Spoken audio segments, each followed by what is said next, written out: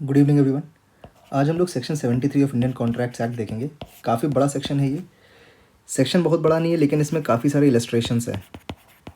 तो मेरी कोशिश रहेगी कि आज के इस वीडियो में मैं सारे इलस्ट्रेशंस को कवर करूं, ताकि आपको सेक्शन 73 का जो कॉन्सेप्ट है वो क्लियर हो जाए।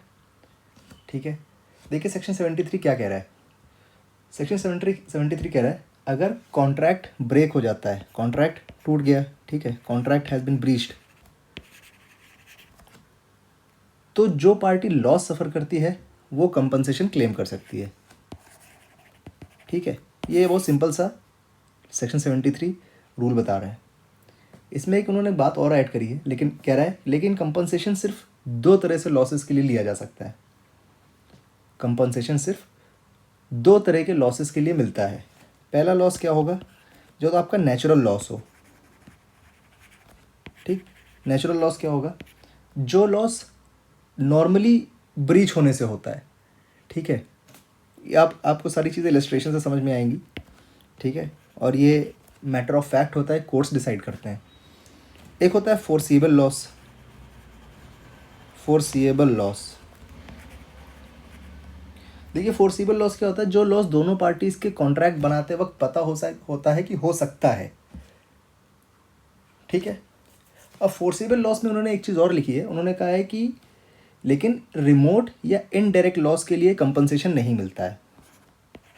इफ़ रिमोट और इनडायरेक्ट,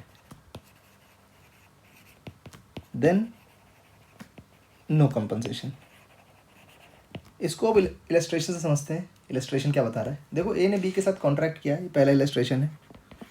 ए ने बी के साथ कॉन्ट्रैक्ट किया कि वो 50 माउंट्स, ये आपका बेयर एक्ट में जो इलस्ट्रेशन है उसको बता रहा है, 50 माउंट्स सॉल्ट पेट्रे देगा।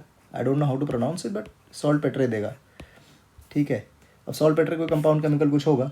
ठीक है, ए बी को दे रहा है, लेकिन ए डिलीवरी नहीं कर रहा है। A is not doing his part of the promise.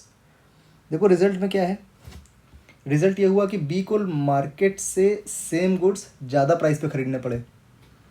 अब ए अगर दे देता तो कॉन्ट्रैक्ट के हिसाब से सब कुछ सही चलता है, लेकिन चूंकि ए ने डिलीवर नहीं करा तो बी को थोड़ा एक्सपेंसिव ख़रीदना पड़ा। ठीक है, अब लॉ क्या कह रहा है, लॉ कहता है कि बी डिफरेंस इन प्राइस ए से रिकवर कर सकता है।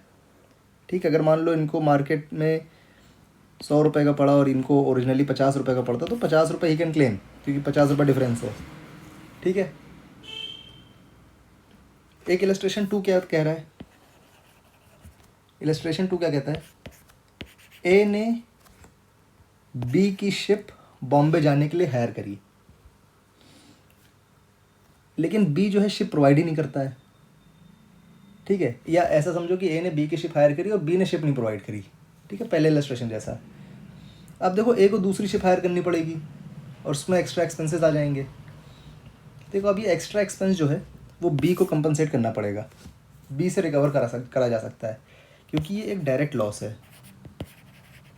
ठीक है, before going into further into illustrations, अगर आपको कॉन्ट्रैक्ट एक्ट यहाँ समझ में आ रहा है तो हम लोग इसको और डिटेल में और टेक्निकलिटी में पढ़ते हैं, जो कि जुडिशरी के पेपर में आते हैं। जुडिशरी का एग्ज़ाम आपको यहाँ से भी क्लियर हो जाएगा, लेकिन उसमें आप हम लोग ऑन डिटेल में करेंगे, आंसर राइटिंग प्रैक्टिस करेंगे, सब कुछ करेंगे।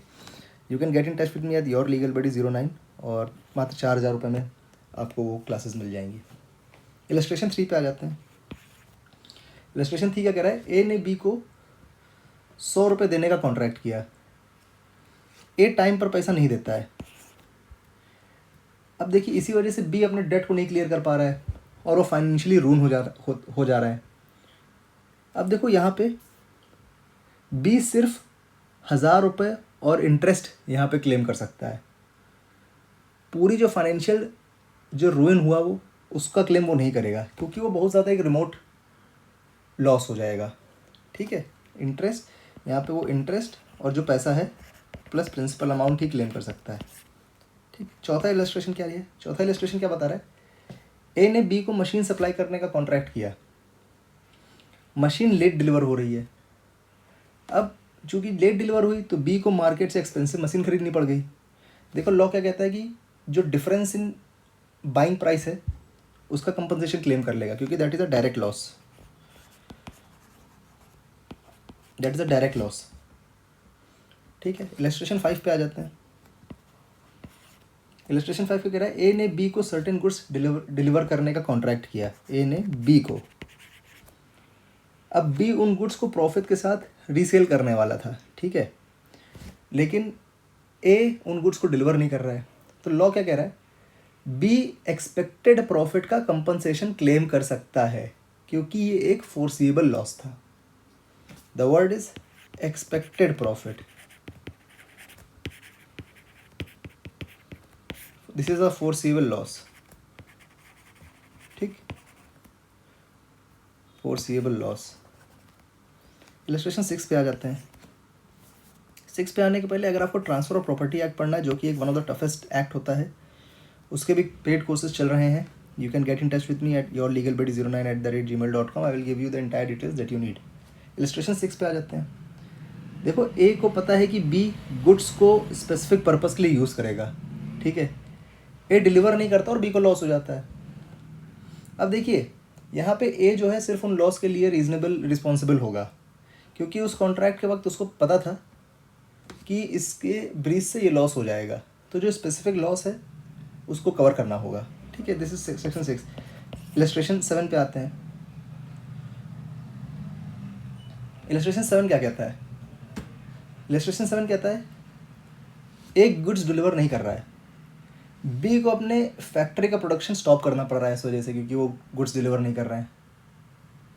अब देखिए, अब फैक्ट्री शटडाउन, ए के फैक्ट्री शटडाउन होने से होने वाला जो डायरेक्ट लॉस है उसको कंपनसेशन में क्लेम करेगा वो, ठीक है। अब आप ये नहीं कह सकते कि नहीं मेरा तो करोड़ों का ही नुकसान होगा, क्योंकि हम इससे इतना इतना पैसा कमा लेते हैं। फैक्ट्री शटडाउन होने की वजह से जो लॉस हुआ वही लॉस माना जाएगा,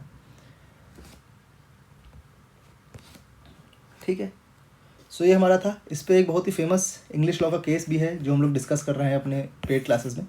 आई होप आप लोग को यहाँ जो मैंने समझाया वो समझ में आया होगा। Thank you for watching and have a great day.